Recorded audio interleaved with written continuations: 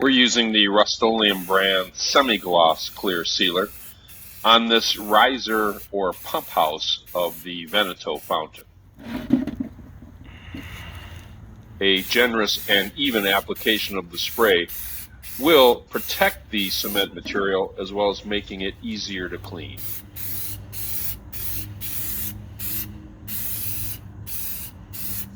When sealing a riser, we strongly recommend also including some sealer spray into the inside area, especially near the door. After letting it dry, we'll inspect it, make sure we've got some uniform coverage. Now we can place it in the water. We're going to perform this test for a couple days, both just sitting and laying down.